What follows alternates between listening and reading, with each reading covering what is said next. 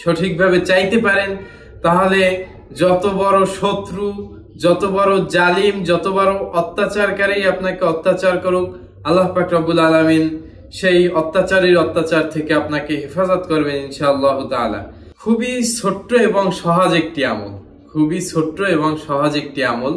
আমরা যদি এই আমলখানা করতে পারি তাহলে ইনশাআল্লাহ যে কোনো ধরনের বড় জালিম অথবা জালিম শত্রু, যারা জুলুম অত্যাচার করে, তাদের অতিষ্ঠতা থেকে আল্লাহ পাক রব্বুল আলামিন আমাদেরকে রক্ষা করবেন।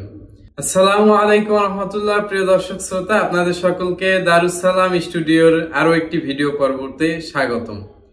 প্রিয় দর্শক শ্রোতা, আজকে আমরা এমন একটি সুন্দর আমল শিখব, যেই আমলটি করার মাধ্যমে যে কোনো জালিমের হাত থেকে রক্ষা পাওয়া সম্ভব হতে পারে ইনশাআল্লাহ। আমি আজকের আল্লাহ পাক রব্বুল আলামিনের একটি সিফাতি নামের আমল আপনাদের মাঝে উপস্থাপন করতে যাচ্ছি, যেই আমলটি করার মাধ্যমে যত বড় জালিম, যত বড় শত্রুর আক্রমণেই আপনি অতিষ্ঠ হন না কেন, আল্লাহ চাইলে বড় বড় জালিম শত্রুকে ধ্বংস করে দিতে পারেন এবং আপনাকে বড় বড় জালিমের অত্যাচার থেকে রক্ষা করতে পারেন ইনশাআল্লাহ। প্রিয় দর্শক শ্রোতা, আজকের যেই আমলখানা, আজকের যেই আল্লাহ পাক রব্বুল আলামিনের সিফাতি নামখানা আমি উল্লেখ করতে যাচ্ছি, সেই নাম মুবারক হচ্ছে ইয়া কাদিরু, ইয়া কাদিরু।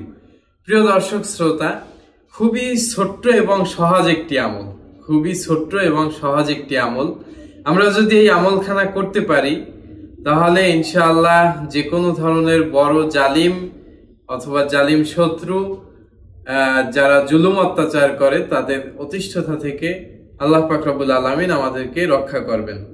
আমলটি করার নিয়ম খুবই সহজ, খুবই সহজ, অত্যন্ত সহজ। সেটি হচ্ছে আমরা যখন 5 ওয়াক্ত নামাজে উযু করি, সেই উযু করার সময় আমাদেরকে পাঠ করতে হবে ইয়া কাদিরু, ইয়া কাদিরু। এটি আল্লাহ পাক রব্বুল আলামিনের একটি সিফাতি নাম। এই সিফাতি নামখানা যখন আমরা উযু করার সময় পাঠ করব, আল্লাহ পাক রব্বুল আলামিন চাইলে এই আমলটির বদৌলতে, তার এই সিফাতি নামখানা জপার বদৌলতে আল্লাহ চাইলে আমাদের যত বড় জালিম শত্রু থাকুক না কেন, যত বড় জালিমের অত্যাচারে আমরা অতিষ্ঠ হই না কেন, আল্লাহ চাইলে সেই জালিমকে ধ্বংস করে দিতে পারেন এবং সেই জুলুম থেকে, সেই জালিমের জুলুম থেকে আপনাদেরকে বা আমাদেরকে হেফাজত করতে পারেন ইনশাআল্লাহ। প্রিয় দর্শক শ্রোতা, হেফাজতের মালিক একমাত্র আল্লাহ। যে কোনো অবস্থায়, যে কোনো ভাবে, সকল কিছুর জন্য তার কাছে আমল করে হোক, আমল না করে হোক, তার কাছেই পানা চেতে হবে। যে কোনো আমলের মাধ্যমে আল্লাহকে রাজি খুশি করার মাধ্যমে যদি কিছু চাওয়া হয়, তখন কিন্তু সেই জিনিসটা খুবই কার্যকারী হয়। সেজন্যই আল্লাহকে যেই যেই জিকির গুলার মাধ্যমে, যেই যেই সিফাতি নামের জিকির করার মাধ্যমে আল্লাহ পাক খুশি হন, বা যে কোনো তার যেই নামগুলো রয়েছে, সিফাতি নাম, তার অর্থ রয়েছে, সেই অর্থের বদৌলতে আল্লাহ পাক রব্বুল আলামিন চাইলে যে কোনো ধরনের বিপদ আপদ থেকে, যে কোনো ধরনের সমস্যা থেকে আমাদেরকে রক্ষা করতে পারেন।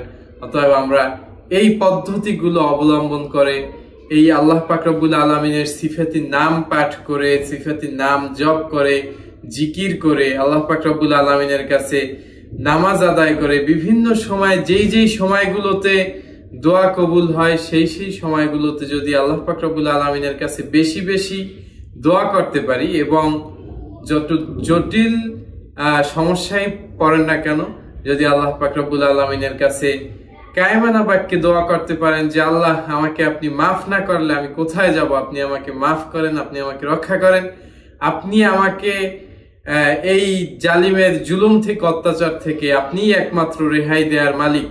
এই দুনিয়ায় আর কারো কাছে আমি হাত পাততে পারবো না, বা কেউ এই সমস্যা থেকে আমাকে রক্ষা করবে না। এভাবে যদি আপনি আল্লাহ পাক রব্বুল আলামিনকে রাজি খুশি করতে পারেন, সঠিকভাবে চাইতে পারেন, তাহলে যত বড় শত্রু, যত বড় জালিম, যত বড় অত্যাচারকারী আপনাকে অত্যাচার করুক, আল্লাহ পাক রব্বুল আলামিন সেই অত্যাচারীর অত্যাচার থেকে আপনাকে হেফাজত করবেন ইনশাআল্লাহ তাআলা। প্রিয় দর্শক শ্রোতা, আজকের ভিডিওটি ভালো লাগলে অবশ্যই লাইক, কমেন্ট এবং সাবস্ক্রাইব করে আমাদের সাথে থাকবেন। সকলকে ধন্যবাদ। আসসালামু আলাইকুম ওয়া রাহমাতুল্লাহি ওয়া বারাকাতুহু।